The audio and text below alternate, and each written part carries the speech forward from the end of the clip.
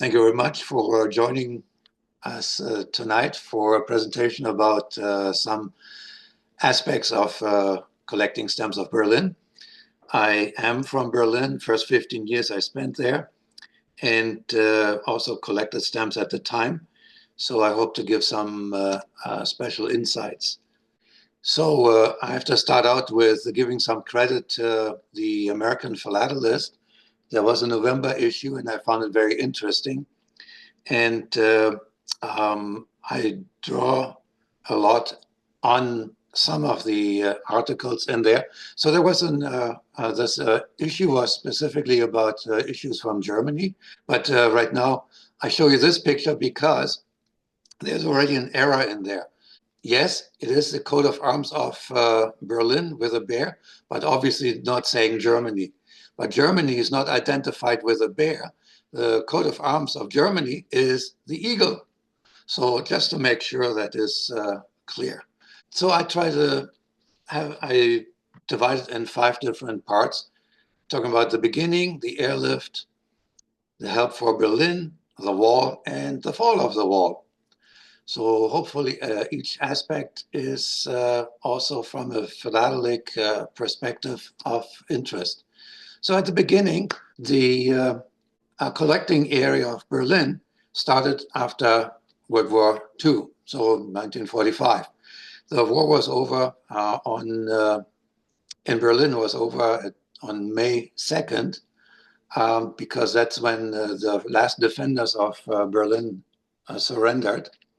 Officially, it was on May 8th, but the pictures here, one is the Unter den Linden, which is the main street in Berlin, and you may have seen this, you may have walked that street if you were in Berlin, and the picture is taken obviously from the Brandenburg Gate, from top of the Brandenburg Gate.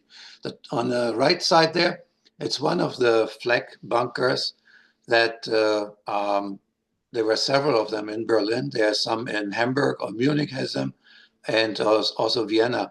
This particular one, however, is one that was very close to my home. As a kid, I used to play in that park. And today, if you would go there, it is just a big hill. And just the very top is sticking out because they couldn't put all the rubble that they were putting around it to create a mountain. They couldn't do it all the way because there are railroad tracks in the front. You can see them. Anyways, it's a kind of interesting picture to see that. Now, I'm noted here that half of the houses were damaged in Berlin, third uninhabitable, and 4,000 acres of city was simply rubble, which then ended up on hills like this. And there's another bunker behind it that used to be then my toboggan hill. At the beginning, the city of Berlin was occupied by the Soviet forces, the Red Army. And pretty soon they issued then stamps for local use. They all say Stadt Berlin, city of Berlin. And they had some pictures, obviously using the coat of arms, the bear in there, which, by the way, is a little bit of an inaccurate thing to relate it to a bear, because Berlin is actually a Slavic word, and it means a town in a swamp. And that's all it was. There was just a river crossing. One was a fishing village, the other one was a little trading post, and was called Berlin. Emphasis is on the IN. The pictures are interesting in a way that they all show reconstruction, rebuilding, and so on, which is a little bit odd because the first few months in Berlin, the town was more or less plundered by the Russian forces. But that's another story altogether. But also the stamps design, like the one on the bottom right, expresses hope. The oak tree, and oak is always associated with Germany, so that Germany would regrow out of the ruins. So those were the Scott numbers there, 1 to 7. They were issued on August 45, and they come in different versions, perforated and rouletted. The one related one was only in December 6th, it came out. Those stamps were only valid for a short time until October 46. And the 5, the green one here, and the 12 Pfennig also existed with different roulette types. The thing with those stamps is they're not that expensive, so but they make a lot of opportunities to go into all directions and to collect all the variants you have. There are also different types of paper, for example. So I'm just have here this one picture where you can see that the paper is different. Coat of arms, just want to, again, there's a bit of trivia. On the right side is the one that you will see now more commonly. It's used since 1954 in West Berlin. The one on the left, lower left, was used since 1934 and in East Berlin until 1990. And the idea to have a bear in the coat of arms goes back at least to 1492. And the bear looked a little bit different at the time. I think this one is more attractive. A little bit background again. You probably know that that the first Berlin was occupied by the Red Army, which went all the way to the Elbe, which is flowing to Hamburg and to the North Sea. And so the red part is the Soviet Union occupied territory. The purple was originally occupied by the American forces, but because of the agreement with in Yalta, it was handed over to the Russian side. And Berlin is smack in the middle there. It's like an island. I have this map only because to show again that Berlin is like an island within the larger territory. And this is the Mark Brandenburg, which is a province, let's call it a province. And the stamps with a bear were valid in all of this area. So you're not just the city of Berlin that you could use those stamps. And in 1948, at the end of 1948, the Western zones issued their own stamps. The ones with the overprint, I will show you in a second. So there's just a timeline. First it was called Deutsche Post. Then in 1952, Deutsche Post Berlin. In 1955, Deutsche Bundespost Berlin. The Federal Republic of Germany started in 1949, and the postal, every stamp there is marked Deutsche Bundespost, except in Berlin it has Deutsche Bundespost. So 592 stamps were issued in the time from 48 to 1990, when unification took place. There are no airmail stamps or official stamps. And there are many who are similar to the stamps of West Germany. I'm thinking of the semi-postals. They have the same theme when they come out, but the pictures are different. And what's different is always that it says Deutsche Bundespost Berlin. And also one small thing is that those stamps were valid in Germany as well as in West Berlin. And West German stamps could also be used in West Berlin, so was no problem there.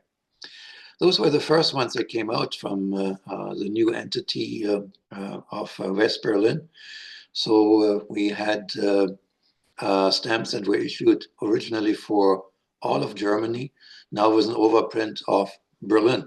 And they come in two colors, Berlin and black and red. Here's just an example of the stamps that are same but different. So you have on the right side the one that were issued for West Germany, Deutsche Bundespost, and on the left is the Berlin ones. The difference is, well, for the one in West Germany, number 793, was 1.3 million were printed. The one in Berlin was issued 59 and had only a run of about 49,000. So a little bit more scarce. Then one aspect more of Berlin is the airlift that took place. Now in English it's usually used airlift. The German one is Luftbrücke, meaning air bridge. And it means just that there were three air corridors, flight corridors to West Germany, where planes would be able to travel. And that was something that was an agreement amongst all the allies. And on the bottom right is the map of just the outlines of Berlin, and where you can see then the eastern side, which is Soviet occupied, and then the three allies on the west side. Personally, I found it interesting to look at this map and see what airports were used, because some of them are extremely small. The one direction, Hamburg, for example, there's one called Dannenberg, and that's an extremely small town. That's the other place I used to live nearby. The airlift, also just to give you that the background, it started in June 24, that the Soviet Union turned off all access to West Berlin, essentially blockading it. No food could enter. So the Western allies decided then to use planes to supply all necessary materials for West Berlin. So 2 days after the blockade started, the U.S. used the 70 Dakotas, and then Great Britain followed with similar numbers of planes, and then increased to 150 Dakotas and so on. And in all, the US used 330 planes and Great Britain 104 planes. The mail was allowed only starting in July to go back and forth between the two, between West Germany and West Berlin. 1,500 tons of food were needed a day, coal, gas, and diesel, also 3,500 tons daily. And the main airport was Tempelhof, which was an airport from way back before World War One. And every 2 minutes, a plane was landing there and getting obviously unloaded and took off again. There were also two other airports, Tegel, that was in the French sector, and the British, and Gatow, also a part of West Berlin. The one in Tegel was very small, so that was expanded to accommodate more planes. And within 100 days, they built new, basically a brand new airport, which was the airport of Berlin until a few years ago. So, and sadly also people lost their lives in aircraft accidents, 39 British, 31 Americans, and one Australian, plus the German civilians killed. Not sure how that. It could also be because some of the supplies were dropped by air, from air with a parachute. So maybe somebody got hit there. It's possible. This is a postcard actually that was issued to commemorate the airlift, and which shows roughly also the outlines what it looks like. There are interesting covers. Like on the top left, you have one that in Berlin slogan is used, saying the Luftbrücke. And this one was an address to somebody in West Germany. They also, on cover was created later on by also for airmail, which had then the flags of all the allies on there, and then stating that, 1 year celebration is maybe the right word, but commemorating that they flying from Berlin to Frankfurt, and it's all part of the airlift. Yeah, credit goes there to Gibbons Stamps Monthly. They had a nice article about that. Highly recommended. Also, was it 2 years ago, I think, in the Barry Stamp Club, somebody had an exhibit about the airlift. It was fantastic. It was just unbelievable. Here's another example of a cover that shows that it was used during the airlift. Here that's on the left, in German, obviously, Luftbrücke von und nach Berlin, and on the right is air supply operation. So, that's a cover that also went to West Germany. This one I just added though because the memory of the airlift lingers on in Berlin. Anybody who is my age and older has, okay, I can't say I have memory of it because I was born after that, but you knew about it. Everybody knew about it. But there's an example here just of a stamp that was issued in Berlin and is canceled in Lüneburg, which is near Hamburg. And on the right, you have then also a picture of the modern day Tegel Airport, which was used in the airlift. I mean, not the terminal like this, but the airport itself. And it's commemorated on two different places. The one on the right, for example, this monument, which looks like, well, like a rake, call it a rake. And Berliners have a nickname for it. They call it the hunger rake because it was, because those years were very, people went hungry. It was almost in famine. Anyways, on the bottom, you have an example of the plane that was used to fly the supplies in and out into Berlin. And it had also a little marking on there, Rosinenbomber. That was another nickname for the plane, Raisin Bomber. And the monument, the previous picture was near the Frankfurt airport, near the cargo area. And this one is on the top left, is in front of the Tempelhof airport. And there was two stamps that were issued by Berlin to also honor the airlift. I forget that picture. That doesn't look very good. That's again the outline of Berlin. 3 airports, and I mentioned it already: Tegel, Gatow, and Tempelhof. This is now a small little blue label or stamp that should be attached, and they marked here, Steuermarke fehlt. This little blue stamp is missing. And there was a rule that every mail had to have attached the 2 Pfennig Steuermarke. Here it is on the top left. I'm sure everybody has seen that one because 17 billion were printed of those. I'm sure everybody has seen them. But that's a whole collecting area of its own. And at the time, it was issued in 1948, in essence, to provide funds to Berlin to meet their budget, to meet whatever needs to be done, and was used for several years, 8 years. And the total collected was, in today's money, 1.2 billion euros, 414 million Deutschmark. So it's pretty good for a 2 Pfennig issue. It was printed in 8 different issues. However, Scott has 8, Michel has 8, but I didn't have enough time really to to find out how many varieties there are, because each one comes in different watermark.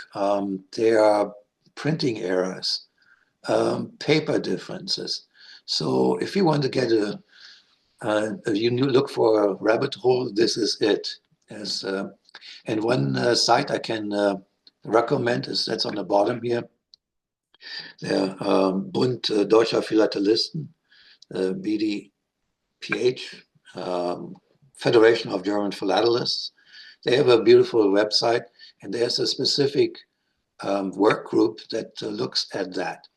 It looks at that and another similar stamp. You see the yellow one there. It's also a Steuermarke or tax, but that's specific for housing crisis. That 2 Pfennig was raised with every letter in every piece of mail. And that was, however, only used in the French sectors of, or the French zone of Germany. It says here the blue flea. Apparently, the posties at the time made a reference to that as saying it's like a flea, and it's called the blue flea. As I mentioned already, different paper, but also not just watermark, also different perforation. In the French zone, they had also the same one, the blue one, with an overprint that says Wohnungsbauabgabe. Try to say that very fast. And then the redesigned one was in yellow, was down here with the same wording, Wohnungsbauabgabe. It's again one of those beautiful German words that consist of 2, 3, 4, 5 nouns. It was not required for mail to East Germany, foreign destinations, or to Berlin. As I mentioned, it was used in the French zone.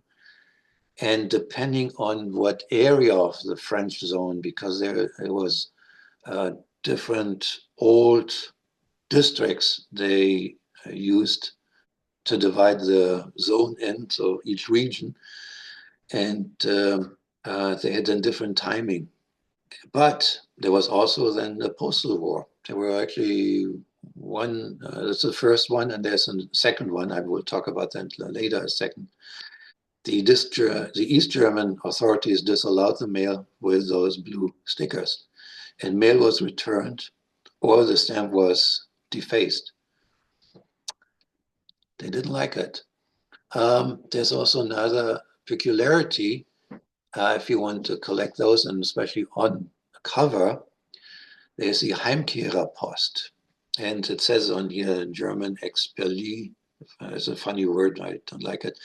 A Homecomer mail was postage free. And but they needed to have the stamp on there, this taxation stamp, which was interesting. I find the Heimkehrerpost also interesting. Heimkehrer is also a bit of a loaded word in German language. Yeah, as it says, homecomer. But the homecomer meant, for example, people from Romania or from Poland, well, what's today Poland, and whose ancestors go back hundreds of years, but they were called Heimkehrer. So one way it's true, on the other way it's kind of weird. So, but that's there's also a little politics there. I just have this one here because of different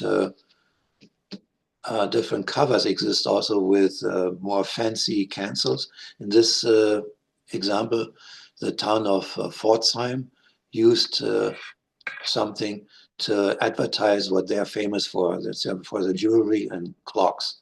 So that's kind of a nice cancel.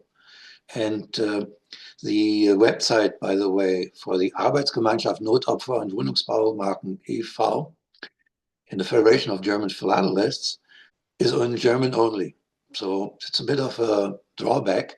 However, with Google, just translate it and you get it in English, and it's not bad, you know? So I kind of like that. So the next help now about Berlin, this is more general actually.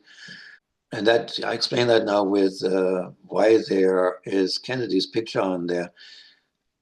One thing was Kennedy was in Berlin and did his famous speech where he said, "Ja, ich bin ein Berliner."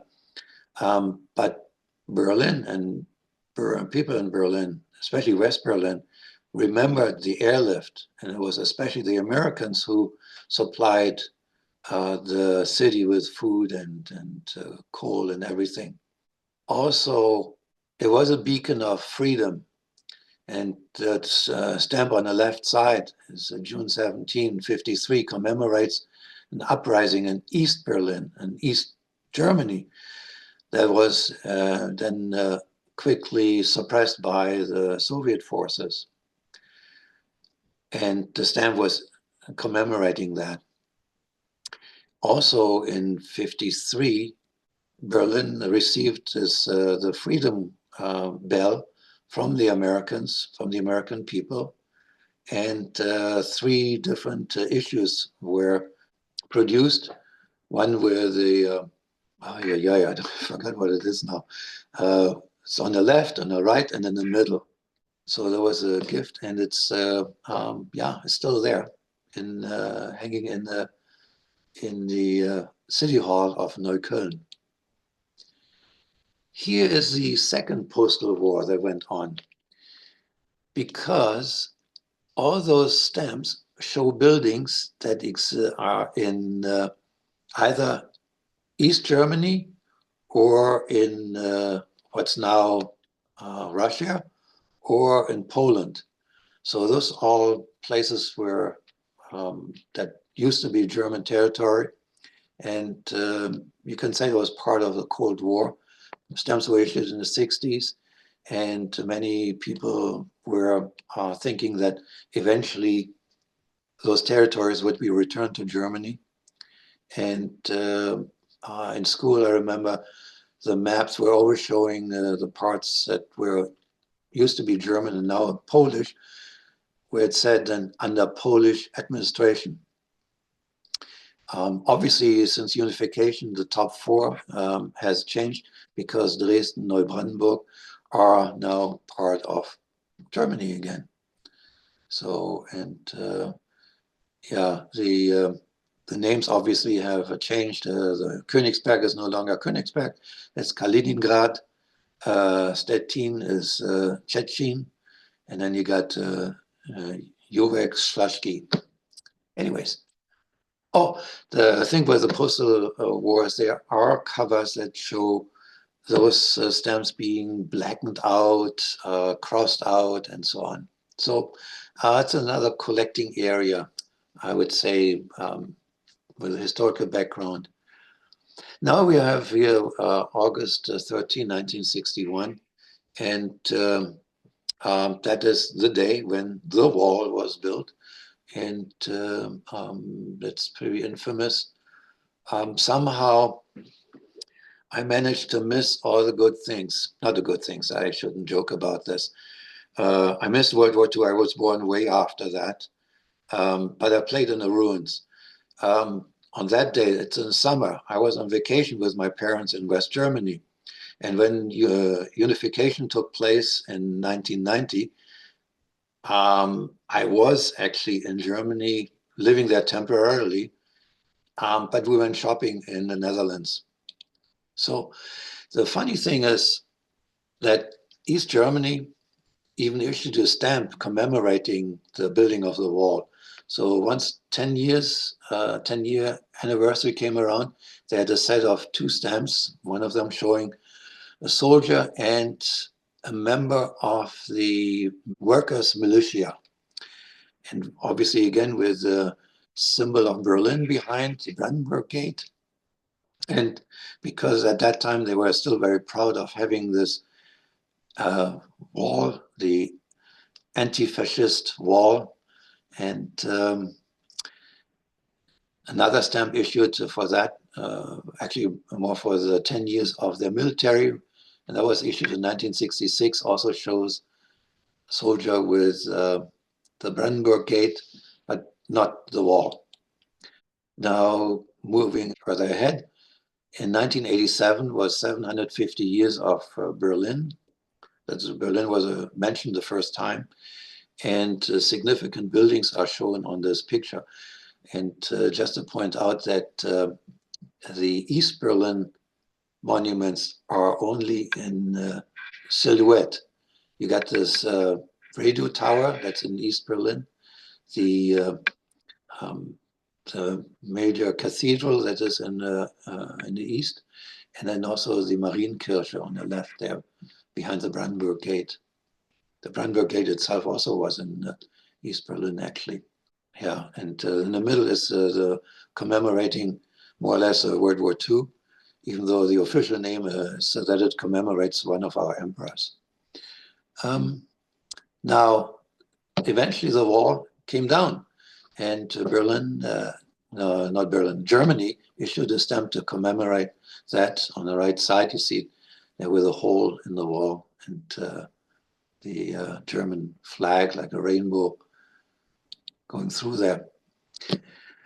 Yeah, the wall came down November 9th, 1989. I'm not going too much into the events that led up to that.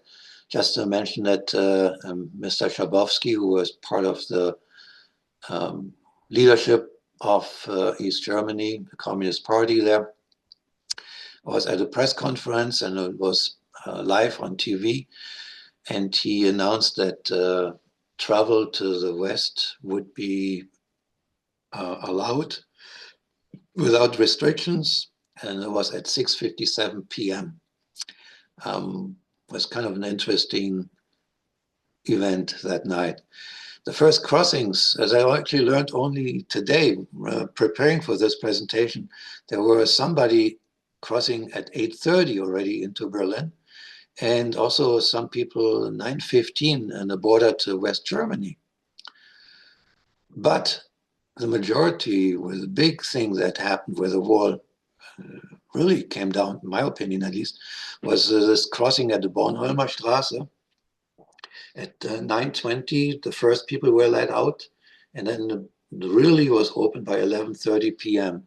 that the border guards just gave up and opened the barriers. On the bottom left is a picture that is not in Berlin, it's somewhere else, but that was typical. People came then over every day then with their Trabant and were cheered on, and it was quite a crazy time. As a little tidbit of trivia again, Bornholmer Straße, the crossing there, is something like 1 kilometer away from the bunker I showed you at the beginning. Here are 2 covers which I recently acquired, and they are fake. Then they're kind of nice in one way. Said, yeah, all opening of the border, 9th and 10th of November. The cancellation, it says November 9th, 1989.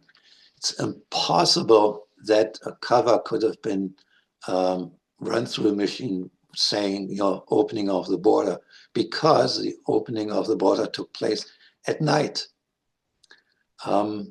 Same with the stamp on the bottom was obviously applied then afterwards, and also with the date of the 9th. It's a nice souvenir, but that's all it is. Even the cancellation on the West German one, where it says Deutsche Bundespost Berlin, well, that was with a slogan, and the slogan is for 1997, a philatelic exhibition. So this whole thing is a fake, but I like it. It's a memento. So that kind of brings me to the end, actually, and I like to point out then the American Philatelist from the APS, very useful article. I highly recommend that one. Gibbons Stamps Monthly is also very good. Federation of German Philatelists gives you lots of information. And the Blue Flea, specifically, there's this website on Wikipedia. Interesting enough, it's only in German, Dutch, and Russian.